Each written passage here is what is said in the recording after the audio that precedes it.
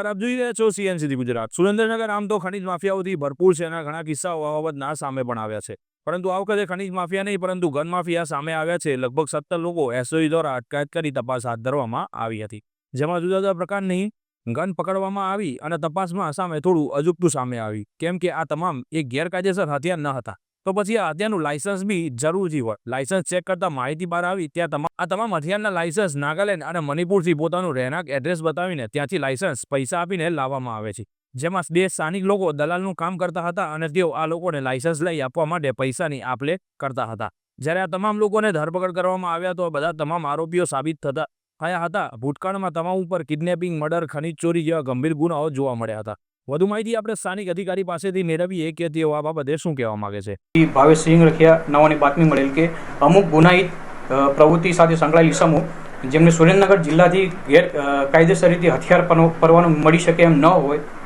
તેઓએ એજન્ટો મારફતેથી નાગાલેન્ડ અને મણિપુર રાજ્યમાં પોતાના રહેણાંકના પુરાવા ઊભા કરી અને લાયસન્સ પરવાના મેળવેલ હતા અને સુરત અને હરિયાણાથી હથિયારો ખરીદેલ હતા।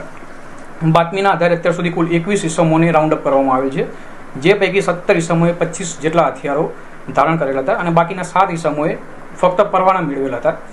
અને આ જે હથિયાર ખરીદેલા હતા એ ઇસમો જેઓના મૂળ રહે છે થાનગઢ, ચોટીલા, મૂડી, સાયલા, લીંબડી અને સુરેન્દ્રનગર શહેરના મૂળ રહેવાસી છે। આ હથિયાર ખરીદેલ કુલ 17 ઇસમો પૈકી 14 ઇસમો ગુનાહિત ઇતિહાસ ધરાવે છે, જેમાં ખૂન, 307, ખંડણી, ખનીજ માફિયા વગેરે જેવા ગુનાઓ નોંધાયેલા છે અને બાકીના 3 ઇસમોની તપાસ હજુ ચાલુ છે।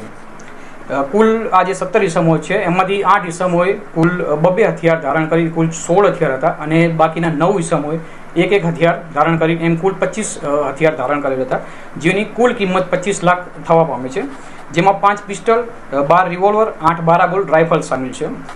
આ બાબતે વધુ તપાસ થવા એક ટીમ SOG PI શ્રી રાયમાના નેતૃત્વ હેઠળ નાગાલેન્ડ અને મણિપુરમાં આ બાબતે કેવી રીતે હથિયારો પરવાના અને હથિયાર મેળવેલા હતા જેઓની વધુ તપાસમાં લાગેલ છે। તપાસ દરમિયાન આ ઇસમોએ મુકેશ ભરવાડ મૂળ રહે વાંકાનેર અને શેલાભાઈ ભરવાડ મૂળ રહે દરોદ ગામ, તાલુકો ચુડા, સુરેન્દ્રનગર નાઓની મારફતે હરિયાણાના એક એજન્ટ જેનું નામ છે શૌકત અલી નામના એજન્ટથી આ હથિયારો ખરીદેલ હતા। આ બાબતની સમગ્ર તપાસની ઊંડાણપૂર્વક કરવા અર્થે Surendranagar city A division police station અર્થે જાણવાજોગ દાખલ કરી અને વધુ તપાસ કરી રહ્યા છીએ અને આજ રોજ આ માધ્યમથી આપના માધ્યમથી જાહેર જનતાને અપીલ કરી રહ્યા છીએ કે આપની આસપાસ આ રીતે કોઈ અસામાજિક તત્વો ગેરકાયદેસર રીતે હથિયાર ધરાવતા હોય તેઓની આપને કોઈ પણ પ્રકારની માહિતી હોય તો નજીકના પોલીસ સ્ટેશન અથવા સોશિયલ મીડિયા મારફતે આપ ગુજરાત પોલીસને આ બાબતે આપ માહિતી આપી શકો છો। ગુનો સાબિત થયેલો કેવી કાર્યવાહી થશે? જે પણ પ્રકારના ગુના હશે બરાબર એ પ્રકારની ધારાઓ હેઠળ ગુના દાખલ કરી અને આગળની જે કાયદેસર કાર્યવાહી કરવામાં આવશે। આ અંગે કોઈ અન્ય અટક કરવામાં આવી છે? આ અંગે ઇસમો છે જે 21 એમને રાઉન્ડ અપ કરવામાં આવેલ છે, હાલ કોઈ અટક કરવામાં આવેલ નથી અને જાણવાજોગ મારફતે હજુ વધુ તપાસ કરી રહ્યા છે। Bureau chief CNCT Gujarat, Patan.